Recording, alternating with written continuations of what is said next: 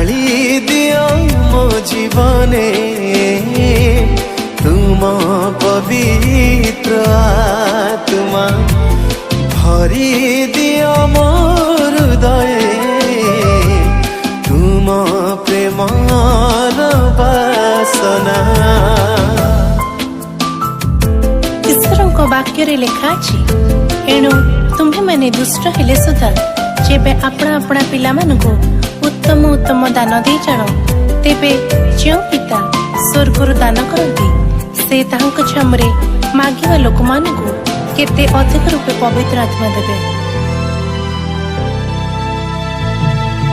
दिया प्रभु तुम आत्मा कर दान चाली बाकु ए जगते भरी दिया हृदय प्रेम से दान